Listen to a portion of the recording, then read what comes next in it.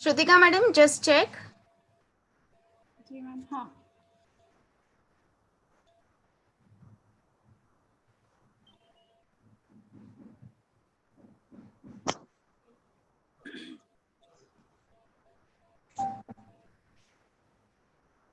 Yes ma'am done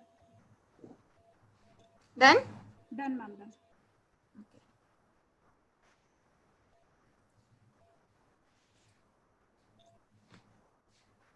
अब आवाज आ रही है? यस मैम, मेरी आ रही है क्या आवाज?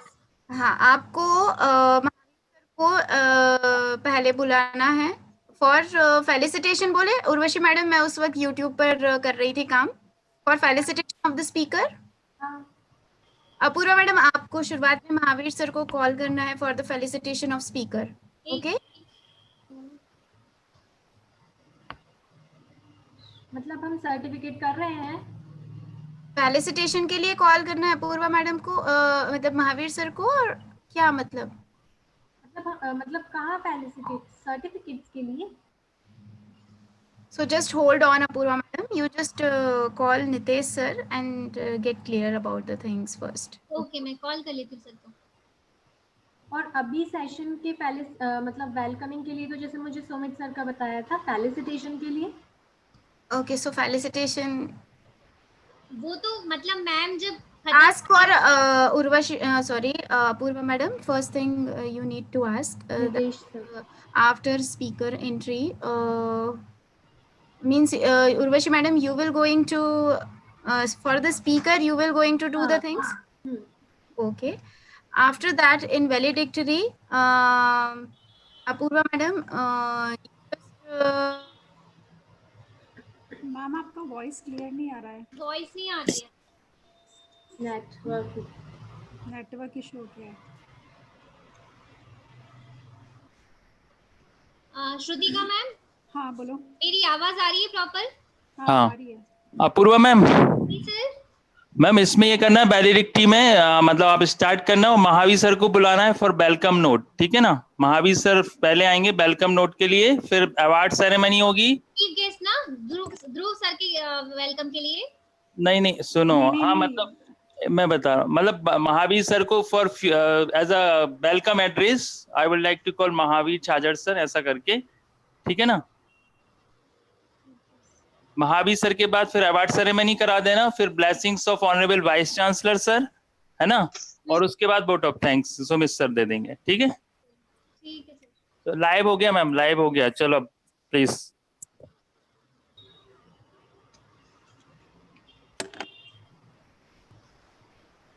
Niharika ma'am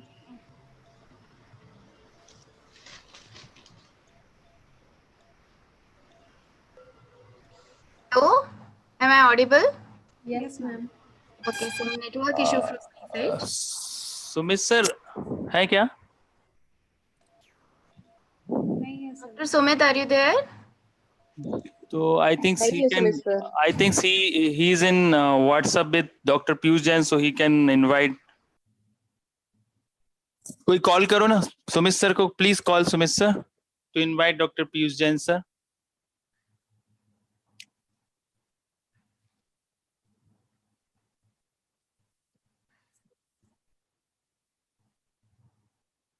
Who is calling? कोई कर रहा है क्या? मैं करूं? मैं कर देता हूँ, मैं कर देता हूँ। Sumit Dwivedi is here.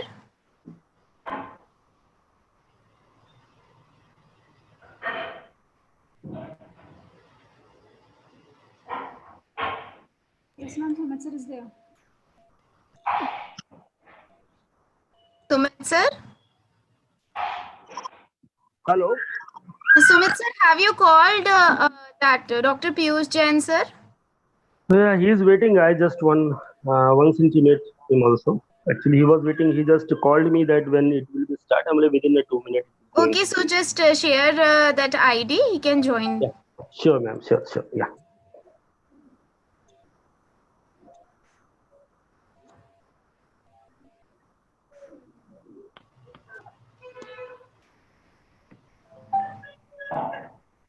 Neetu madam, please share the link and allow the means till ये जूम वाली कर दूं share, right?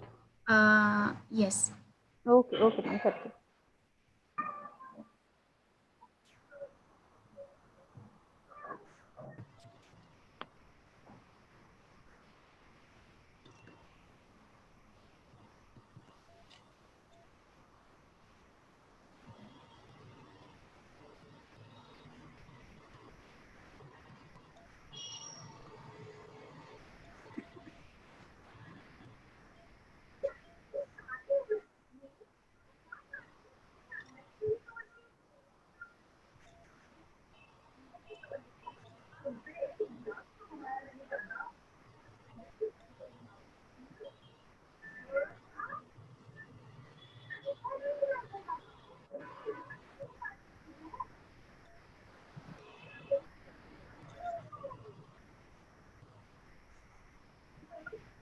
All right.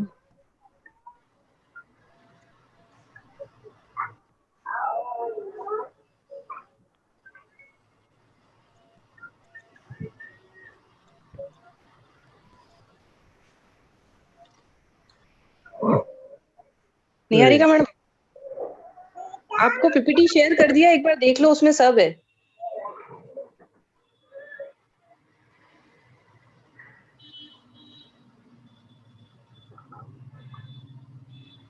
Niharika ma'am, आपकी वॉइस नहीं आ रही है. म्यूट है निहारिका मैम, आप म्यूट है. It's on email madam. No ma'am, WhatsApp.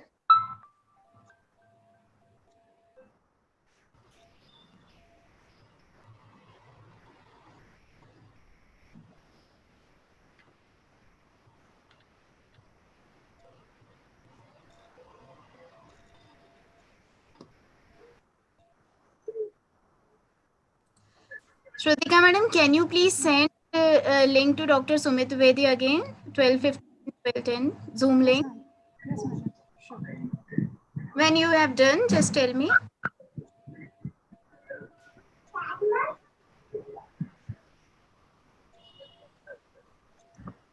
Okay, okay, I received. Hello. Ma'am, I'm shared.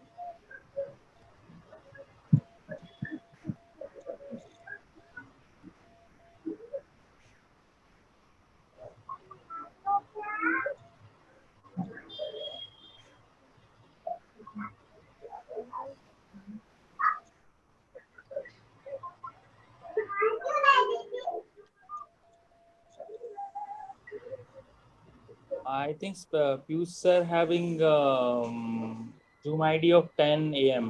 Yes, sir. Hello. Yes, yes. Dr. Sumit shared, I think so. Yes, sir. Yes, ma'am. I shared it right now. He's, Just- Okay, he will enter soon then. that's why he was unable to connect, right, sir? No Yeah, issue.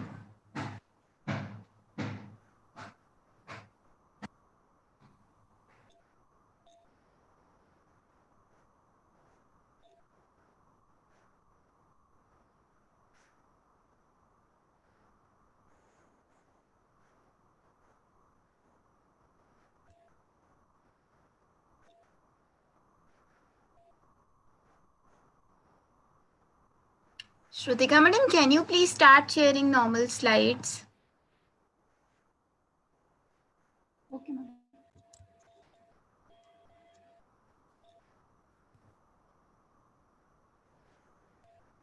Hello, Niharika ma'am. Hello. Hello. Yes, sir. Yes, sir.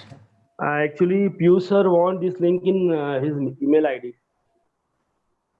Okay, sir. So, shall I email you the? No, you mail directly to the Piyush because his official mail I think I don't have here in my this mobile. Actually, I'm operating from the mobile. So, Either you can mail to Nitesh sir. He will mail the link to Piyush. sure, sir. I'm Okay. Yeah. doing. Yeah. Sure.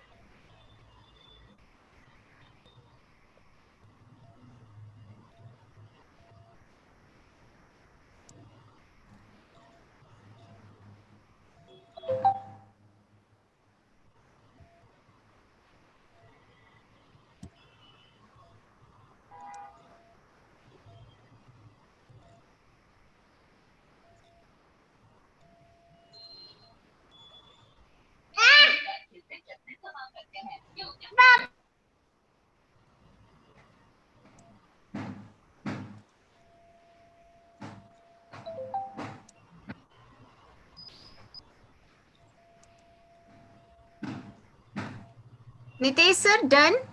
Please check your email.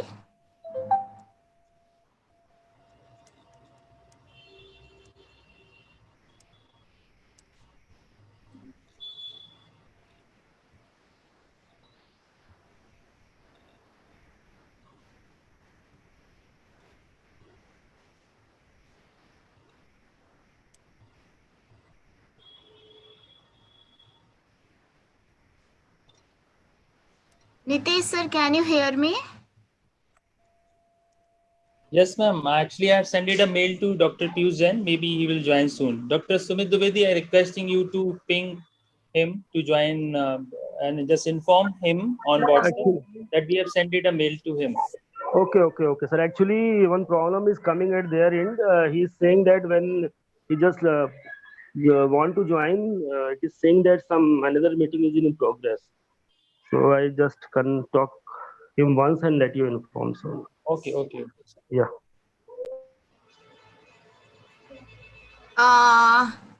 Dr. Piyush Jain, I am admitting him. Yeah. So, he is with us now. Dr. Piyush Okay. Jain, can you hear me?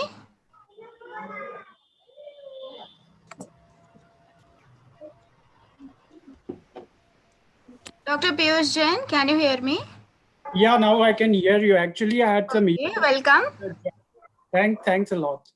No, it's okay, sir. Sorry for inconvenience caused by us. Actually, there are some problem in ID. We have shared share ID with your the previous session. So now you can continue, Okay. please. Yes. Okay. No, first I wanted to ask whether you can hear me fine, right? Yes, sir. Okay, so I will start sharing my screen already, or I wait for No, some. so just a minute, sir. Our host will introduce you first. Okay, that's all right. A very good afternoon to everyone. Moving towards the last technical session of the day that is going to be delivered by Dr. Piyush Jain sir, let's have a brief introduction about this sir. Dr. Piyush Jain sir is the postdoctoral researcher in the field of biomedical sciences at KU Leuven, Belgium. Sir has done his B Pharmacy from RGPV University Bhopal, M Pharmacy in Pharmacology from JSS University Mysore, and PhD from Medical University of Grays, Australia. Sir has 10 years of experience as a researcher at various reputed places like University of Florence, Italy, Medical University of Grays, Austria, in several fields of preclinical and clinical research. Together with this, Sir has extensive experience in writing scientific abstracts, posters, manuscripts, grant proposals, and has gained so many grants and prestigious awards. Once again, I would like to welcome you, sir, and requesting Dr. Sumit Dwivedi sir to please welcome sir. Hello. Yes, sir. Hello. Is I audible? Yes, sir, you are audible.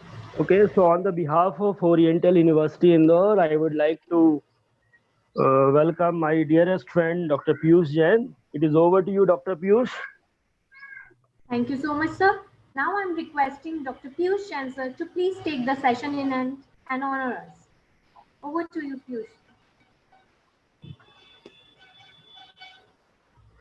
So can you see the first slide of my presentation now? Yeah. Okay, perfect. First of all, I would like to thank you all, and the Oriental University for having me here so I can deliver a lecture on my favorite topic of my research. So since last 10 years, I'm researching the pain mechanisms in the gastrointestinal tract.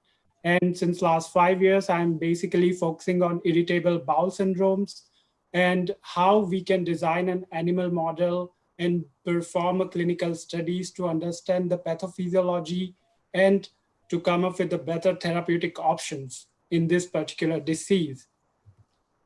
So before going much into detail, let me tell you about some basics of what is actually visceral pain. After listening to that, you might be seeing pain in a completely different manner.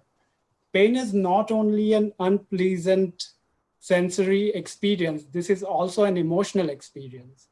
So as you all know, when there is a tissue injury or inflammation, then you feel some kind of pain in that area. But how it is connected to the emotional aspect. So for that, you can see in this figure that some kind of basic visceral pain pathways. If there is an injury or inflammation in the colon, then at the site of injury, there are certain chemicals and neurotransmitters are being released, and then they start acting to the nociceptors. And then these nociceptors via A delta fiber and C fibers actually carried this information to the spinal cord. And then this information reaches to the higher centers of the brain via transmission.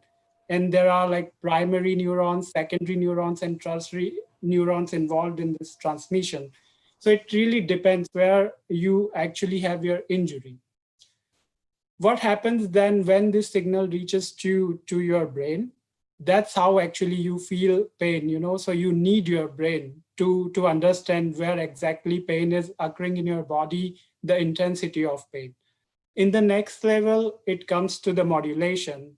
So after you have pain, then your body start trying to combat or trying to relieve from this pain. And in that condition, this also happens in the spinal cord, and this also happens also in the brain. So what happens? Let's see in the modulation process. What happens in the gut-brain communication that when your brain has received the signal, then your brain also interact these pathways via several brain areas that are also involved in control of emotions. So when you go through under stressful situation in your life, these pathways get activated, and this start releasing, for example, stress hormone that actually we need to combat, to overcome from this stressful situation. So this is, for example, that your hypothalamic pituitary axis that starts releasing the hormone called cortisol, and that has a receptor on the GI tract. Also, your sympathetic system starts releasing noradrenaline that starts to change your gut motility. So you can, just think about any stressful situation you are going in your life. For example, when there is an exams or when you heard about the coronavirus, then your brain start thinking this as a stressful condition, and this directly affect your gut by using this stress hormones and also like sympathetic nervous system activation. Now let me tell you a really good example of the second brain in your body. So your gastrointestinal tract, why we call it as a second brain? Because it has its own sensory and motor system. So whenever the first line of defense in your gastrointestinal tract is the epithelial layer. And after this epithelial layer comes the mucosal layer, which performs the physiological functions such as secretions. And after that, you have myenteric layer, and the neurons present there help to perform the motility related function in your gut. So what actually happens here, that when you sacrifice the mice and you take the small or large intestine outside in a petri dish, then you can see the movement of the bowel from one end to the other. It means that enteric nervous system can function in its own. But definitely you need this gut-brain communication to perform the normal physiological functions of the gut. Then I will come to the irritable bowel syndrome. So what happens, when you have any kind of disturbances in the gut-brain communication, then it start appearing in some kind of symptoms. And these symptoms can be abdominal pain, you have changes in your defecation, you have changes in your bowel habits that you can see in terms of diarrhea, or you can see that in terms of constipation, for example. So to diagnose IBS, the important criteria is that you have abdominal pain in your belly, and this is actually functional. So what happens in the clinic, when a patient comes with these kind of complaints, so we check for several parameters. We even look for the morphology of the gut tissue, and we never find any organic cause. So this is how this is named as a functional gastrointestinal disorders, because you do not see any changes in the structural basis. So for diagnosis, you have to really be careful. And the Rome Foundation provided this criteria of diagnosis for functional gastrointestinal disorders. Based on symptoms, you can divide irritable bowel syndrome in constipation predominant irritable bowel syndrome, diarrhea predominant bowel syndrome, and also the mixed IBS.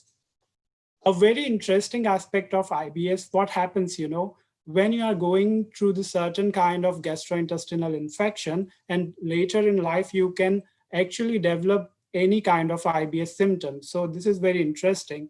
But a lot of people, do not understand these symptoms. They get confused that they might have some kind of food allergy or something. So this is why these diagnostic criteria are very important to follow from the beginning itself. When a patient is coming saying that he has got a pain in his belly on and off in last 3 months.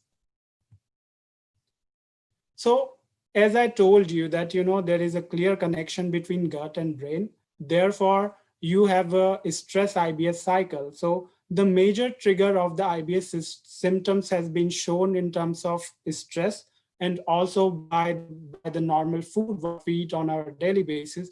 It can start generating the symptoms of IBS. So IBS always comes with the comorbidities, such as gastrointestinal symptoms has been seen in link to the psychological symptoms, such as anxiety and depression. And also it affects the health-related quality of life of a person quite a lot. On the other hand, it has also been seen that a person is going to the psychological symptoms, such as stress, anxiety, or depression. They also affect their gut in a very bad way. This you can actually clearly see in the children, So what happens in the children, that when they are going through any stressful situation, their gut starts acting very weirdly. They start having belly pain, they start having diarrhea or constipation and symptoms like that. The global prevalence of IBS is quite high. That's why we have to really come up with the good therapeutics, especially in Western countries, the prevalence is all above 20%. In India, it is less than 10%. But in general, I have seen a lot of people in India that a lot of people have gastrointestinal complaints. But why you don't see it in the global prevalence of IBS? One reason behind that, that we do not really have a diagnostic criteria to diagnose actually the IBS and the gastrointestinal disorder, the functional disorder, basically. So I have contacted by many patients, and at the end they have been diagnosed with the IBS and they have got the proper medication. And after that, their abdominal pain was relieved quite in a very good way, So this is already an example to introduce the proper diagnostic criteria for this particular disease in the clinics, also in the Asian countries. So let's talk about what are the pain management options in IBS. So, it is not only by theory that the gut-brain communication works in this way. So pharmacological therapies, which are targeting the brain, such as tricyclic antidepressants and SSRI, help to use to treat anxiety and depression. Also shown that they can really be better to understand. They really act very well to alleviate the pain in abdomen in IBS conditions. On the other hand, it has been seen that pharmacological therapies, which actually target the GI tract, can also alleviate the symptoms of anxiety and depression. So it is very important that first you understand the type of symptom in your patient, you treat, so that will also help to patient to relieve their psychological symptoms. Therefore, what happens when a patient is coming to our clinic, we do not only ask about the gastrointestinal complaints, but we also try to talk about if they are going through any stressful situation in their life, what kind of food they eat, and if this food is causing any kind of pain in or disturbing any symptoms. So we try to understand and we advise even the stress relieving therapy and also some kind of food changes, always together with the pharmacological therapies. So something so complex, this disease might be, this disease might sound you that is very complex, but actually it's not, because that we have already understood by the face validity, constructive validity, and predictive validity of animal models. So some of the students might not know what it actually means.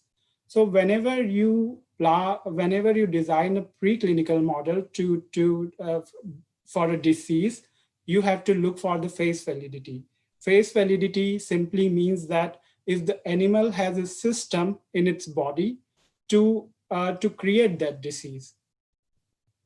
For example, in mouse, what we see that we have central nervous system, we have enteric nervous system, and we have hypothalamic pituitary axis, and they also have a stress hormone. So mice or rats work as a perfect model to study IBS-like conditions. Then the constructive validity, it means whether we can use any kind of trigger to stimulate the similar kind of disease condition. So like as I told you, that IBS is triggered by a stressful situation and also by the food. So here what we can see in mice that, once you give them some certain kind of stress, then they start developing abdominal pain. Of course, the type of stress will be different for a mouse, which will be different for humans. The predictive validity has already been explained by Dr. Sumit in the morning. And he really explained it very well. So predictive validity to predict your animal model, whether the therapeutics will work there or not. So based on that, I have had an opportunity to work with two IBS models. The first is stress-induced IBS model, which is called water avoidance stress. So what we do there, we put a mouse. Actually, mice, they do not like water. They are not fond of the water. So what we do here, we fill a tank with the water, and we put a mouse in the middle of that water tank. And that is very stressful situation for mice. We do it for 1 hour every day for 7 days. So this is also important, that how many exposure of stress you get in your life. And that also can cause over the symptoms. A little bit of stress is okay from time to time. But if you have continuous stress, then it can really lead to certain pathological abnormality, some pathological conditions in your body like abdominal pain. Then you have chemically induced model. For that, we use dextran sulfate sodium. And what it does actually, it induces a little bit of inflammation in the GI tract. And this is a bit different from IBS, because IBS is seen without inflammation. So pain without inflammation and pain with inflammation, with this model, I study the interaction of these two pathways in the central nervous system. Then in my postdoc, I started using the post-infectious IBS model. So here what you do actually, you infect the mice with giving some kind of bacterium, and they start developing the gastrointestinal infection. And you see in the chronic stage of this gastrointestinal infection, even when the infection is resolved, the mice still have the abdominal pain. And this is exactly what we see in humans. So this is something really terrific, how you can mimic your disease in these three models when it comes to IBS and conditions like IBD. So let's talk about, the pain is very subjective. Even when I ask two people, how do they feel pain when I induce pain by certain stimulus in their body, so one can feel pain differently compared to the other. And this is because, as I have explained to you in the beginning, it all depends on the emotional regulation and interactions of different pathways in your brain. But that we cannot allow to have in animal model. So we need a really good assessment method to induce pain and then to record pain. So we can compare our different groups from control to the disease to the drug treated mice, So to assess the pain in mice, what we actually do, we transplant we transplant a transmitter in their gut, and to record the pain, we insert a balloon in their rectum, and then we can increase the pressure by putting the water in the balloon. So what it does, it actually activates the A delta and C fiber. So like I have explained you, the visceral pain is really important to carry out by the A delta and C fibers. And the activity of the muscles can be recorded, which is named as vasomotor response on your computer screen. And the level of this activity can be seen as whether you have increase in vasomotor response or not. So what pain is actually, you feel more pain on a normal stimulus in a pathological condition that is called increase in the hypersensitivity. So in this graph, you can see, when the mice were stimulated by colorectal distension in their gut, they showed certain response because the pain is increasing by increasing the balloon pressure. But in the water avoidance stress mice, so mice which has the mice gone through the water avoidance stress actually have a more pain or increase in hypersensitivity. So this actually, you can see clearly the pain can be recorded in the animal model by using this method. But this could be very stressful for the mouse. So the procedure itself could be stressful. So that can cause some interaction with the stress pathway. So in my PhD, I was actually studying the stress model, colitis model, and the interaction of stress with colitis. So I did not want to have any interference, or I did not want to have any kind of additional stress in my model. Therefore, I used the von Freiherz. So to understand that, you have to understand a little bit now, going back to the pain pathway, that what somatic pain actually is and what referred pain actually is. So somatic pain is the pain, when you go to a doctor that you have certain problems in your colon, then what happens there, that he will touch your belly and he will see, do you have pain here, do you have pain there, and how do you feel that? So that is coming from the somatic tissues, and all these nerves are ending in the spinal cord. Therefore, the somatic pain is always present whenever you have any injury in your internal organs.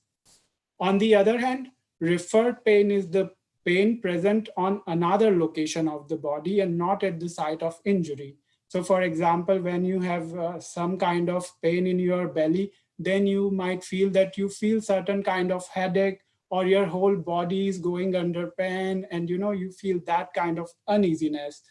So that is called actually the referred pain, and the mechanism behind it also lies in the spinal cord. So for that, you have to know a lot about the gate control theory and stuff like that. But I will go ahead with my results. So what I saw in the figure A, what you see on the in the figure, you see the withdrawal responses. And on the axis below, you see the von Herr forces.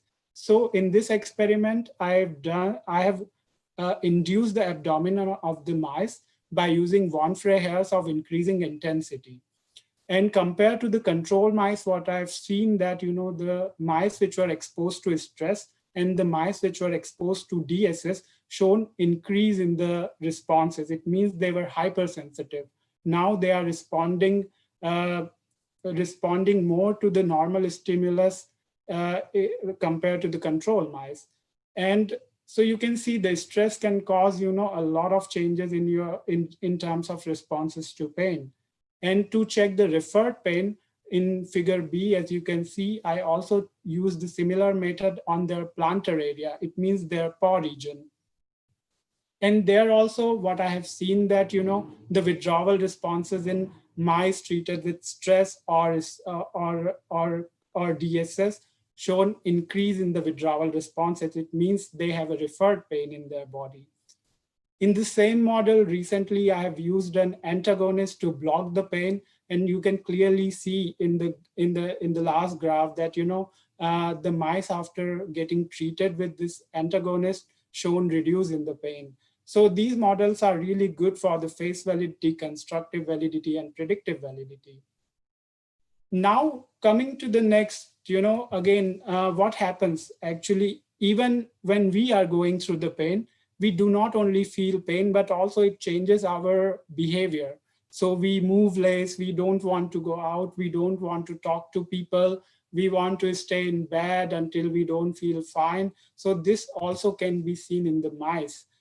What you can see here on the top panel in graph A, that the freezing behavior, it means that the mice stay at one place, they get freeze. So here I use a stimulus called allyl isothiocyanate. That's a chemical. When you put this chemical in the colon of the mice, they suddenly get freeze. It means they are feeling pain. That can also be seen by reducing the locomotion in the graph B, and also by reducing in the rearing.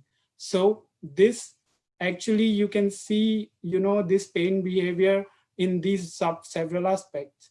But this is about the control mice. What happens when you do the similar experiments in the mice which have gone under the stress or colitis or together? So you can see the type of behavior, what you see in the freezing, locomotion, or rearing, it's completely different in the different treatment groups. And this is because, because each pathway which is leading to your brain causes different kind of interaction to the brain areas. This kind of behavior are controlled by our brain and muscle activity, So this is already, you can understand that whenever you design your pain model, it's important what kind of model do you use for your ultimate outcome. So, but is it really too theoretical? You might still be thinking that this is all what you see on terms of behavior. But what I've done to show that it happens in the central nervous system, I use this morphine, an analgesic drug. So then I saw that the freezing in the mice was reduced significantly because in presence of morphine. And after that, I sacrificed this mice and took the spinal cord and the different brain areas important in the emotional regulation of pain. And I found that the different markers such as phospho-ERK and CFOS were increased when you use the stimulus such as AITC compared to control mice. And you can see clearly that in presence of morphine, these two pain markers are reduced throughout the central nervous system. So, whatever happening in your belly, it can really affect your brain.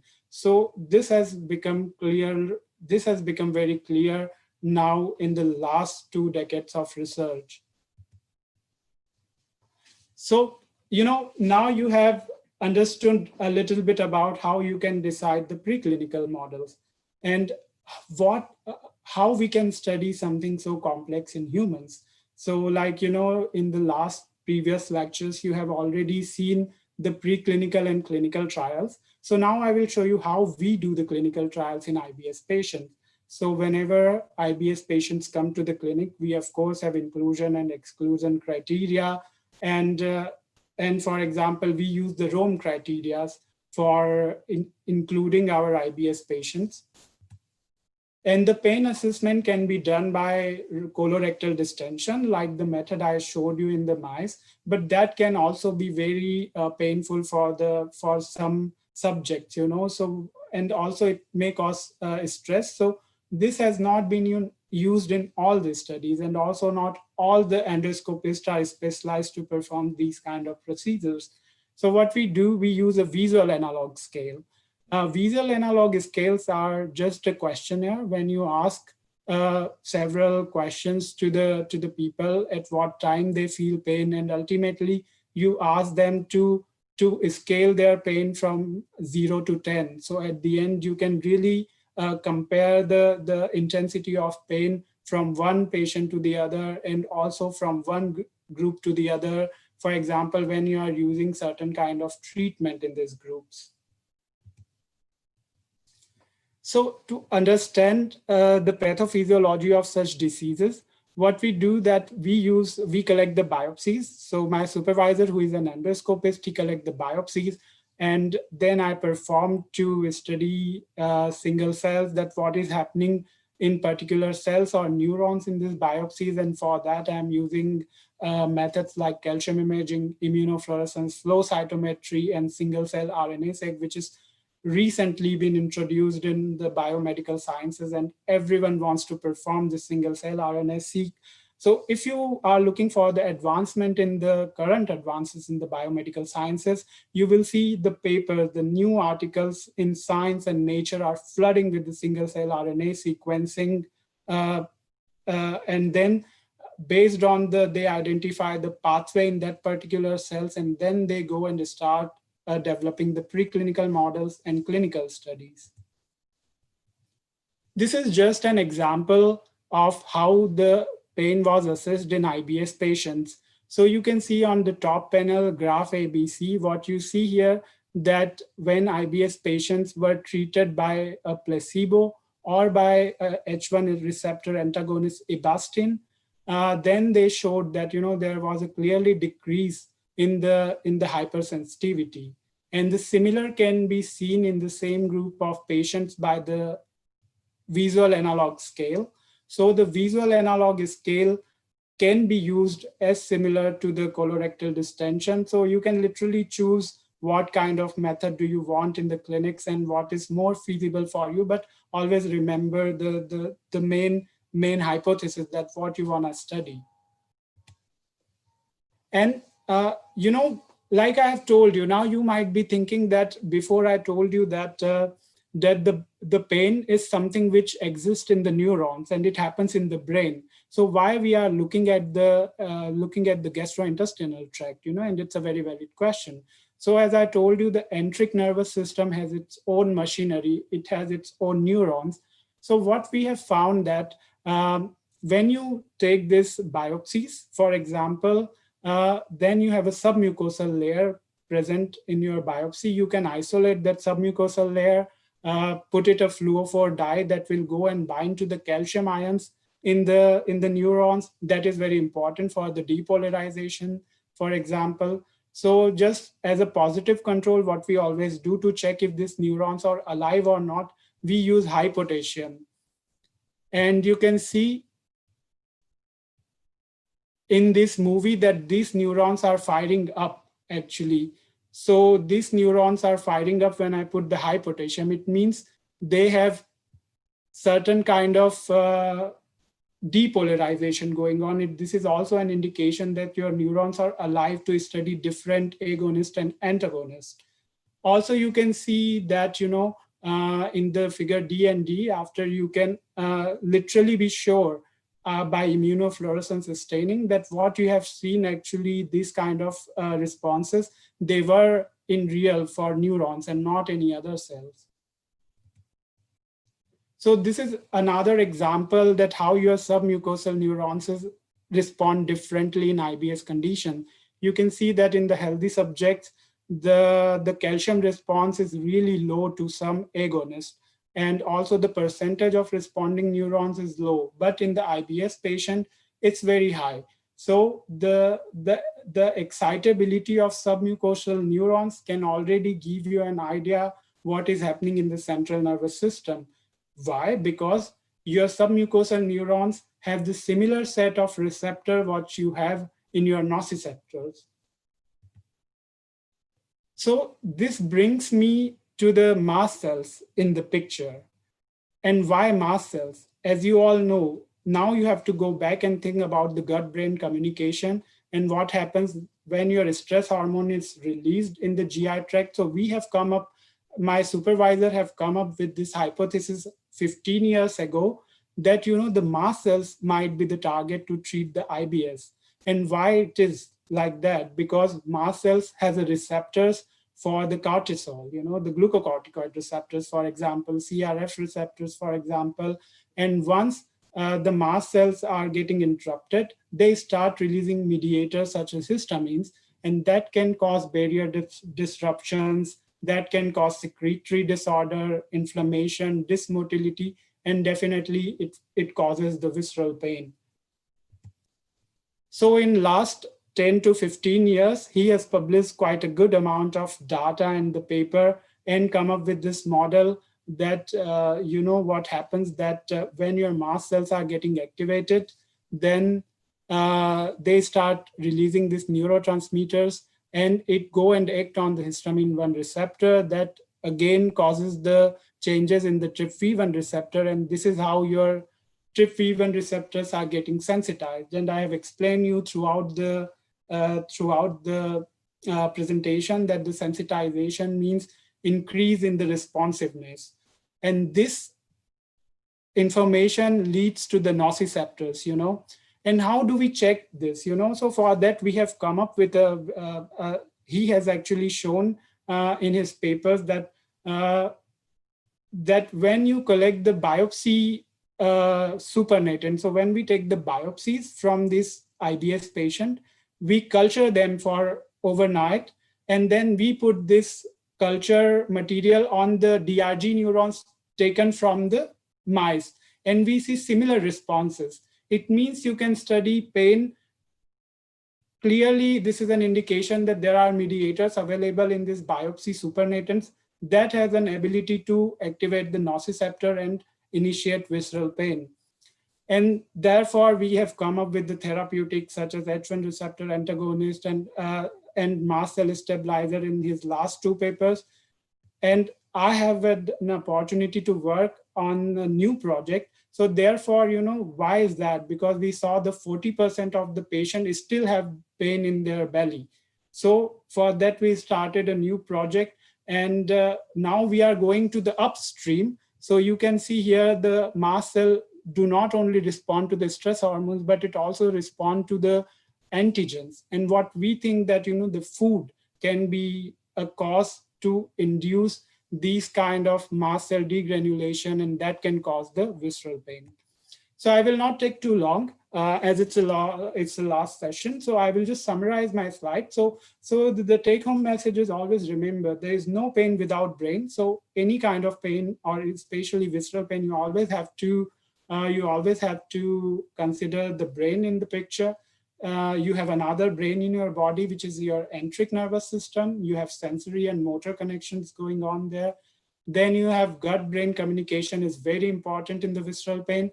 And one treatment for all patients is not for IBS. So with the last 10 to 15 years of work, we can say that the irritable bowel syndrome is not a syndrome, you know, it has certain pathologies, and we can come up with a very good therapeutic. So this is true actually for any kind of diseases.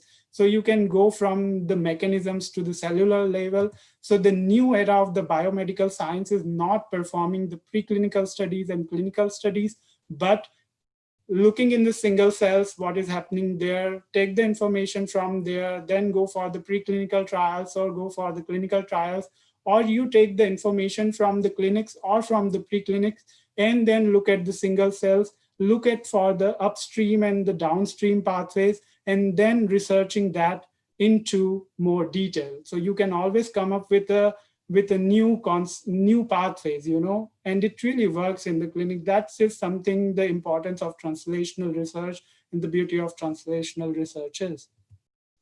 So with this, I would like to acknowledge all my colleagues from 3 countries, Austria, Italy, and Belgium, and I would like to thank you for your attention. Thank you, sir. Vasi ma'am. If anyone is having any questions, they can ask. Yeah, From actually, audience. it's a very common topic. I think most of the population are suffering from this. So I think if anyone have some questions regarding this scientific session, Dr. Piyush Jain has delivered in a very good way. Almost he has shared all the information with us. But instead of that, if you have anything in your mind, so now platform is open for all. Yeah, please go ahead, because this is very important, that even if you have any basic question, that is always important that you ask questions. If you want to become a good pharmacist, you go in any sector. Dr. Shantanu, you raised your hand. You can please unmute. Yeah. Yes, madam. Very good afternoon, Piyush sir. Very good afternoon. Sir, I would like to please share some controversies in use of diagnostic procedure. How would you like to see this controversies, and how will it end actually? Are you getting my point, sir? Yeah, I get your point, but it's not a controversy. How would I see it as a lack of information? The clinicians, the one thing is that the clinicians, how they start diagnosing and treating the pain is coming to the clinics.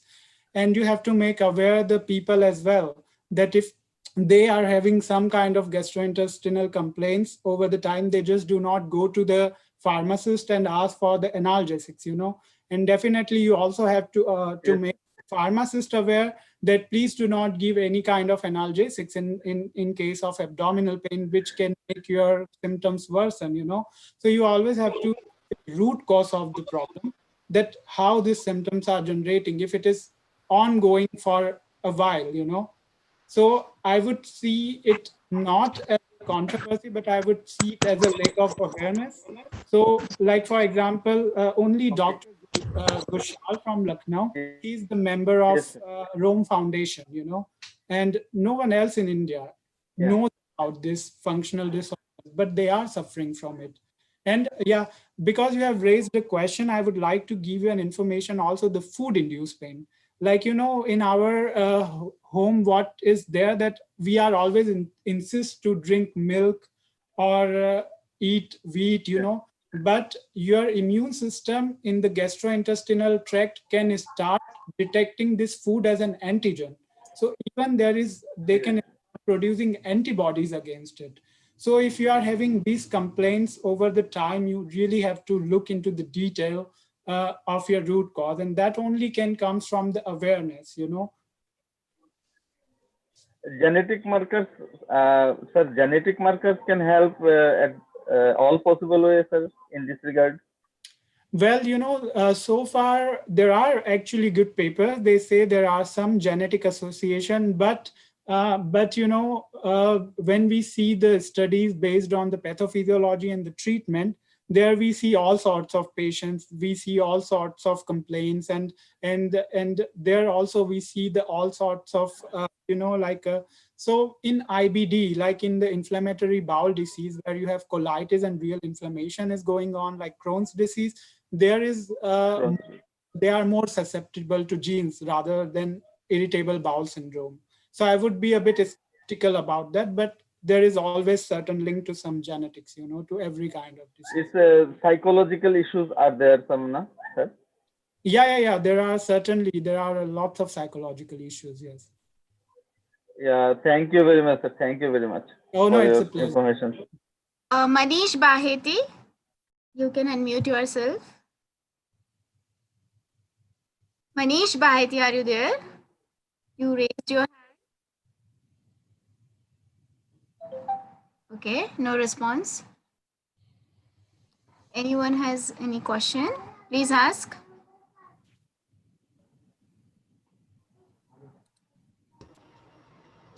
Manish Baheti, you are again raising your hand. Yes. Yes, madam. Yes. I am audible. Ask, we can hear you. Yes. Sir, I have just a simple question. Other than medicines, can we give some, are these helpful like meditations or yoga some?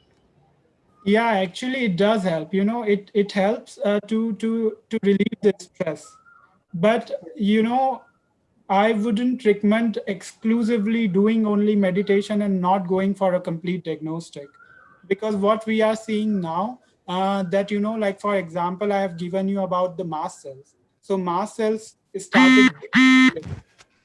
So for example, by doing meditation, you cannot stop being mast cell degranulated. So it can just help you to not think about it, and you know, it can help your stress response to be a bit alleviated, so you do not have an additional source of pain. But that's why you have to see what kind of, if you feel better just by doing meditation and just by doing that, it's completely fine. It means you are more in the category of psychological related IBS symptoms or something like that. But if you have real pathologies going on in your gut, then you definitely have to go for the pharmacological treatment. Thank you, sir. Okay, Prashant Mishra. Prashant Mishra, you raised your hand. Are you there? Okay, no issue. So Piyush sir, it's a wonderful session and very informative really. New information we have such get all these from all these things. So over to you Urvashi. Nitesh sir, shall we proceed further? Yes, ma'am. Honorable Vice Chancellor sir is coming within 2 minutes, so we will start our validity function. So I request Dr. Pujan sir also be stay with us for validity function. Yeah, sure, I'm here. Thank you so much, sir. Thank you so much. So now I think Shapurva ma'am will take over the charge of validity ceremony. Okay. So when I think very soon, Honorable Vice Chancellor sir will join as a chief guest for the validity ceremony. So with the permission of Vice Chancellor sir, Piyush we will Jain join. sir, you can just stop sharing now. Okay.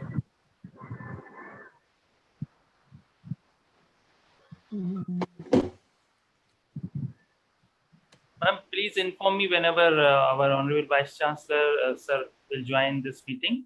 Sure, sir. So, please.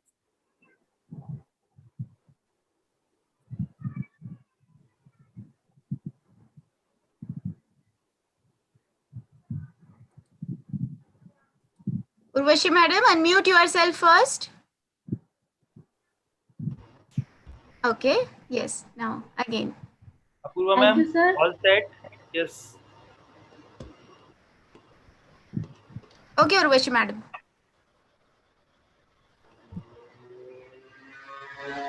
After having knowledge boosting sessions by our eminent speakers, it's time to announce the winners of e-poster presentations. For that, I would like to hand over the forum to Ms. Apurva Tiwari.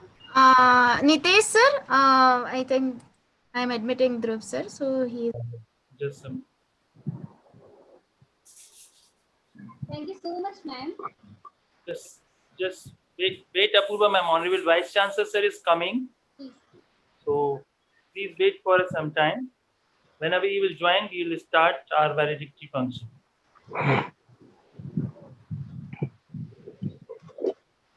So Honorable Vice Chancellor sir is here, sir? Yes, sir. He is there. Yes, sir. Okay.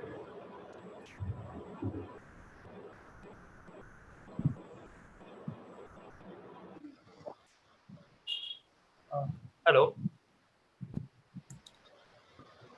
I think with the permission of Honorable Vice Chancellor sir, we can start our validity function of international conference. Thank you Sir, so much, sir. हर नई शुरुआत थोड़ा डराती है, पर याद रखो सफलता मुश्किलों के पार ही नजर आती है. With these motivational lines, we are about to draw a curtain to our program as we come to the close of it. I, Apurva Tiwari, Faculty of Pharmacy, Oriental University, Indore, welcomes you all in the valedictory function of ICIMPBS 2020. Now, I take this opportunity to invite and welcome Honorable Vice Chancellor Dr. Brogai Sir and Chairperson of ICI MPBS 2020, Dr. Garima Ghai Ma'am. Welcome, sir. Welcome, ma'am. Now I would like to invite Dr. Mahavir Chadri Sir, co-convener of ICI MPBS 2020, for welcome address for all dignitaries. Thank you, Apurva ma'am. Thanks.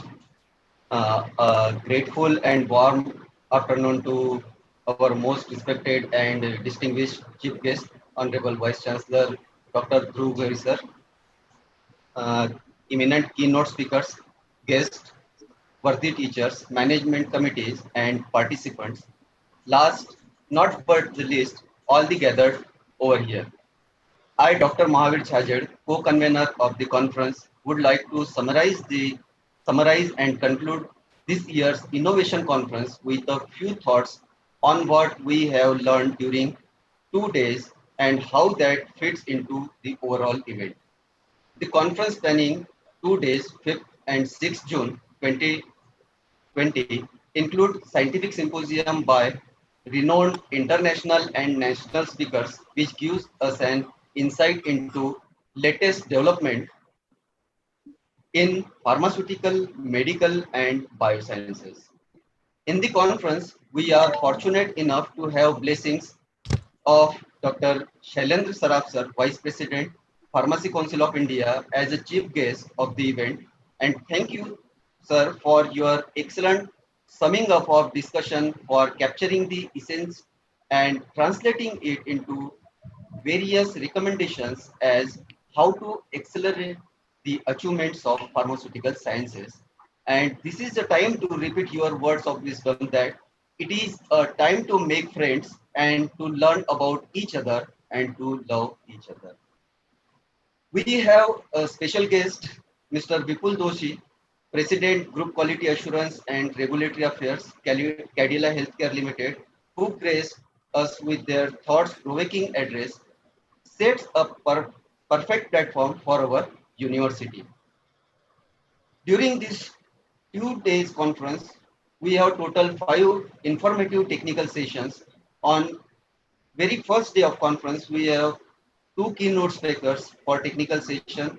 Dr. Manikam Balamurugan is Assistant Dean, School of Pharmacy, University of Nizwa, Oman, and Mr. Ranjit Parshikar, CEO, QBD International United Nations Advisor. And today we have 3 technical sessions and have eminent speakers, that is Dr. Ankur Sharma, Senior Scientist, Merck US, Dr. Mahendra Singh Rathore, Director, IQAC, Mulana, Haryana, and Dr. Piyush Jain, Postdoctoral Fellow, Transitional Research Center for Gastrointestinal Disorders, Belgium. The conference cannot be a colossal success without a vigorous and lively participation of participants. And for the same, we have got more than 1800 registrations, more than 100 abstracts, and more than 29 full-length research papers for presentations. And we are fortunate enough again to got renowned judges for the poster presentation, Dr. R.K. Jain, sir, Dean Research, Oriental University, Mr. Mahanand Thakur, General Manager, MacW Healthcare Private Limited, and Dr. Rohit Singhal, Senior Safety Scientist Manager, IQVIA, Ahmedabad. Ladies and gentlemen, I believe that all of you have well done through the 2 days conference. It is my great pleasure that you had fruitful discussion through. I think 2 days is not enough. An event of this dimension cannot happen overnight, and with the blessings of our beloved Bauji, Dr. K.L. Thakral sir, Honorable Chancellor, Oriental University, the wheels start rolling fortnight in advance under the dynamic leadership and guidance of our chairperson, Dr. Garima Ghai, Dean Academics, Oriental University. And we have been fortunate enough to backed up by a team of very motivated and dedicated faculty members. And I cannot thank everyone enough for their involvement they shown and willingness they have expressed to take the completion of tasks beyond their comfort zone. It is my hope that based on the face-to-face relationship established through this conference, in this future, we will be able to respond together to issues that we have in common and achieve our common objective. Thank you all very much for your cooperation. I appreciate very much several opportunities here. Thank you for your attention. Thank you very much. Thank you so much, sir. Now, the moment has come to add a golden feather in the hat of success. This is time for declaration of e-poster presentation awards for faculty members, scholars, and students. So, I would like to invite our Vice Chancellor, sir, and convener of Icipmbs, Dr. Nitish Jain, sir, to award Mr. Kartikeyan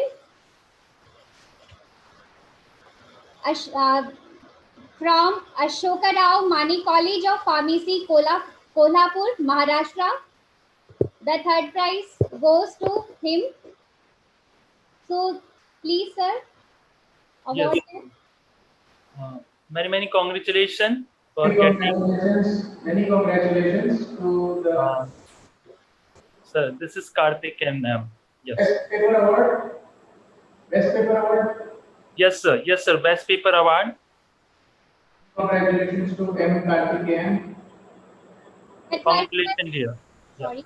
The third prize also goes to Ms. Deepika Saini, Lloyd Institute of Management and Technology, Greater Noida, UP. Madam, your voice clear नहीं आ रही है actually. Sorry, sir. Ma'am voice clear नहीं है आपकी, थोड़ा सा mic को पास लाइए. The third prize. Yes. Sir, am I audible? Yes, please. The third prize also goes to Ms. Deepika Saini, Lloyd Institute of Management and Technology, Greater Noida, UP. So I would like to invite Dr. R.K. Jain sir and Dr. Mahavir sir to award her. R.K. Jain sir, okay. I am here. Okay, sir. Sir, welcome, sir. Welcome. Ji, sir. Dr. Mahavir. Thank you so much. Thank you, everyone. Thank you very much. And the second prize goes to Mr. Shantanu Malik. For award him, I would like to invite Dr. Garima Ghai ma'am. Garima ma'am is not here, so you can invite Honorable Vice Chancellor sir and Dean Research, please. Many congratulations to Mr. Shantanu. Thank you, sir. Thank you very much. I am with Honorable Vice Chancellor. Please yes, award. sir. Yeah, they are together. Congratulations, sir. The second prize also goes to Kalirajan Rajagopal, sir, JSS College of Pharmacy, UT. For awarding him, I would like to invite Dr. Niharika ma'am and Dr. Neelam Khan ma'am. Congratulations, sir. Are you here? Rajagopal, sir. I think he is not here, but congratulations from my side. Now, this is the time to declare the first position and person who got this. That is Mr. Rahul Ashok Sasdev, Department of Pharmaceutical Chemistry, Government College of Pharmacy, Karar, Maharashtra. Very congratulations, sir. For awarding him, I would like to invite our VC, sir. Please, sir. Hello. Yes, Rahul Sachdev, we can hear you. Yes, thank you so much. Thank you, ma'am. Thank you, sir. Thank you, Oriental. Congratulations, Rahul Ashok. Thank you, sir. Thank you so much. Congratulations to all winners and thanks all dignitaries. Now, I would request Honorable Vice Chancellor Dr. Dhruv sir for their blessings. Please remove the share slides, ma'am. Slide share हटा दीजिए. Please remove Yes, all. sir. Yes, sir. We are stopping.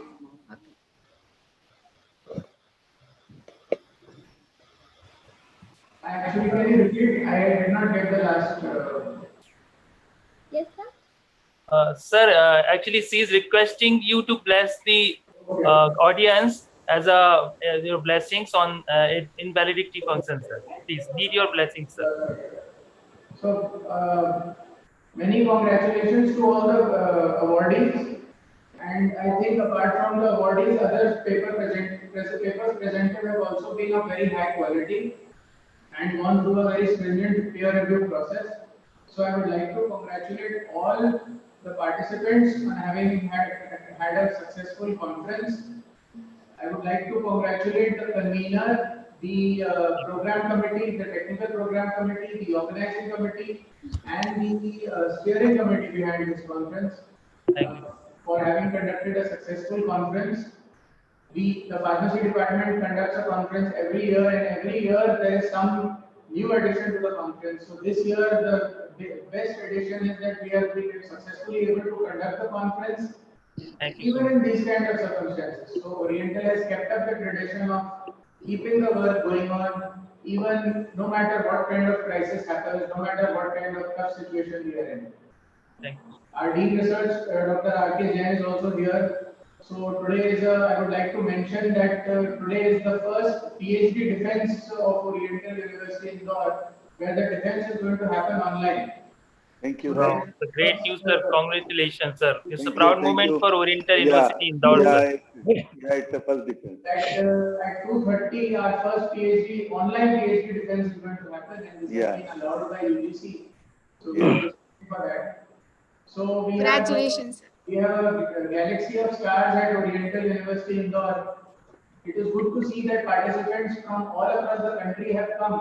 I was reading the names of people and their affiliations of certificate on their certificates, and we have awardees from Tripura.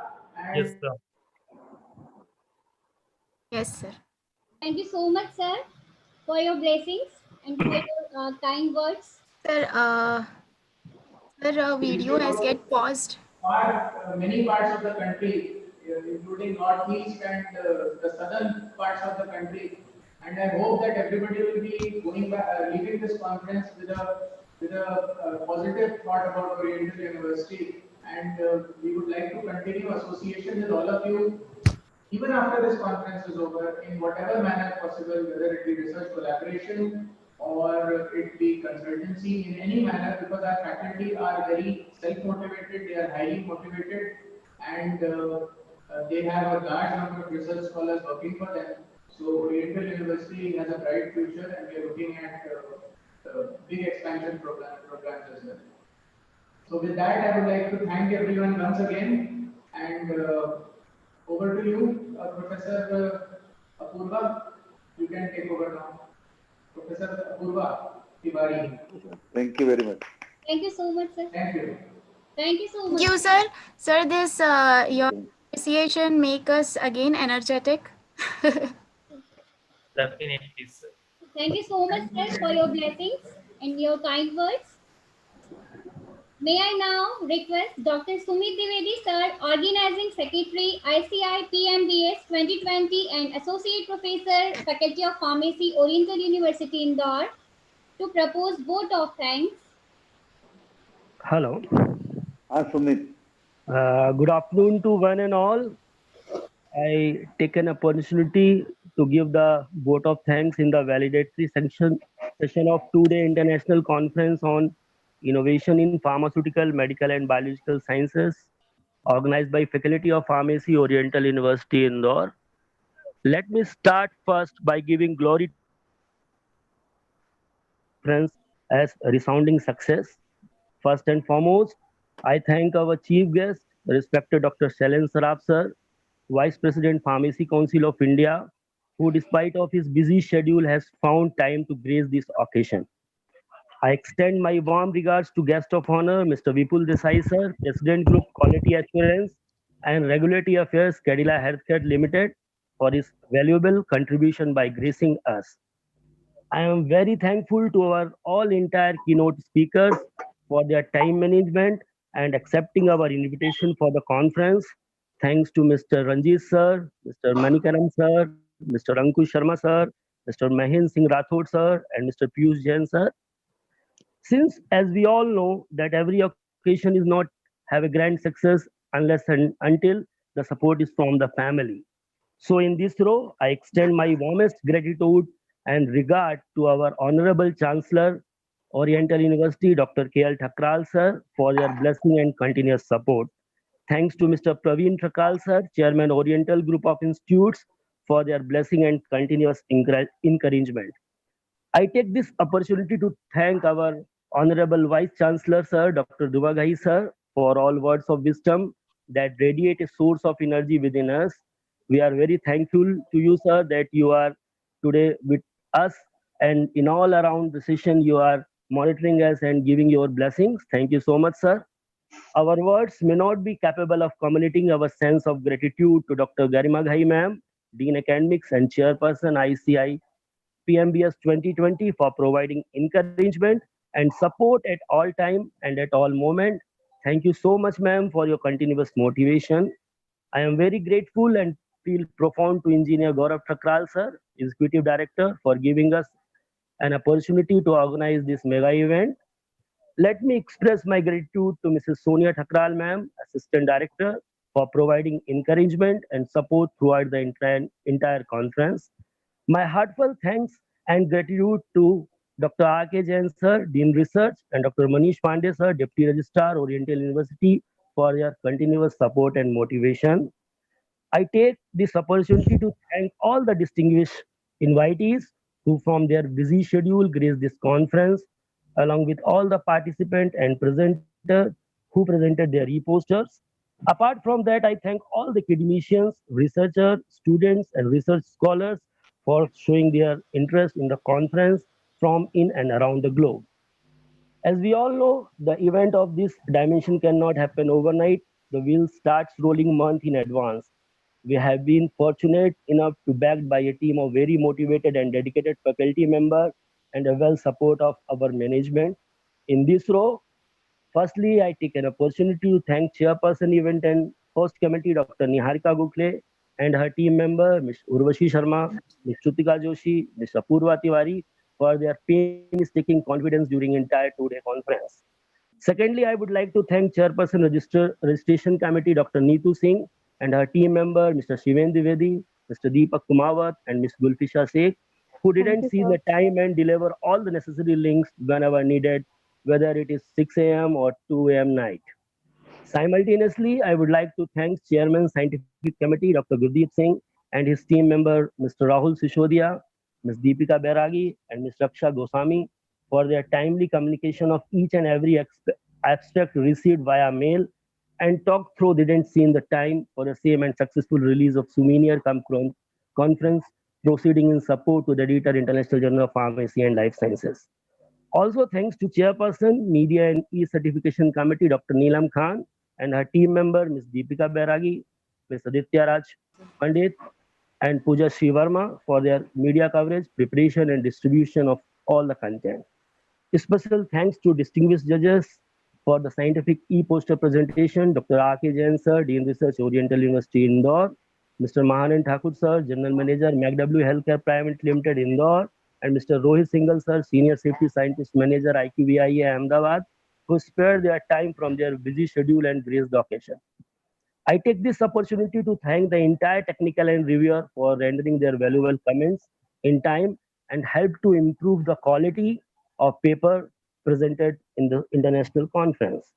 I extend a very heartily vote of thanks to our dynamic young leaders and mentor, Dr. Nitesh Jain sir, convener ICI MPVS 2020, Professor and Principal UIP Oriental University, and Dr. Mahavi Chachar sir, co-convener of the conference, and Professor and Principal OCPROU for their efforts towards continuous motivation, guidance, suggestion to grow daily to seek the new heights at any time around the clock. Their suggestion, guidance, and even criticism made this 2 day a grand success. Thank you all the people who were directly or indirectly helped to make this event successful. And also, if I miss any name, I am really sincerely applies for the same. Last but not the least, I thank you all for your cooperation in making this conference a resounding process. I am ending my vote of thanks with a renowned note that an individual has not started living until he rises above the confines of his individualistic concern to the broader concern of the humanity. Once again, I thank you all for your kind attention. Thank you from the behalf of Oriental University Indore. Thank you so much. Thank you very much. Thanks. Sir, if participants want to give some feedback, Huzefa is here, so she wants to share something. So shall we allow? Are you unmute? Sir, please unmute. Sure, ma'am, we can allow for feedback from the students. So shall I call? Yes, yes. Yes, yes. Are you there? Can you hear me?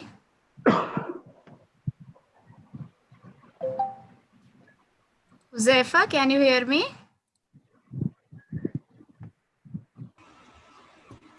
Okay. So any participant wants to give their feedback here, they can please unmute themselves or raise your hand.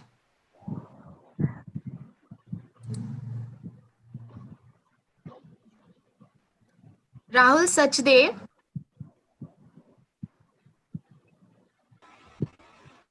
Hello. You unmute yourself, yes. Thank you so much. First of all, I would like to thank Oriental University for conducting such a great international level conference in this pandemic through online mode. This is the first conference that I had attended through online, and means this is the new era of conferences and that I got to know. Thank you so much for the university to conduct it. The speakers and all the sessions were really very good and really very informative and knowledgeable, like today's session for what we can choose for research in PhD. As I'm a master student, so it was very informative for us, for all the students. And thank you for appreciating and recognizing my efforts for e-poster presentation. Thank you so much. Thank you. Great. Congratulations. Great. Thank you, sir. Thank you so much. Anyone else?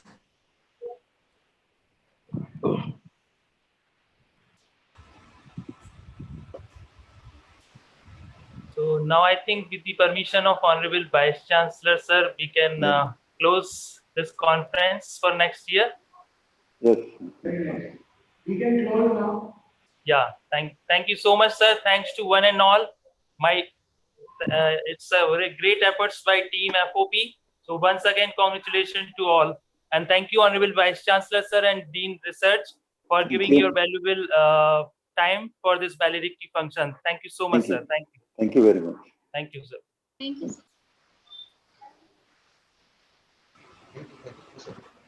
So, sir, shall I end the meeting?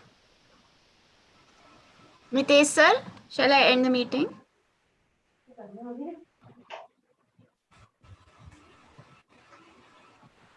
Shajid, sir, shall I end? हाँ कर दीजिए ma'am, सब तो चले गए. End कर दीजिए.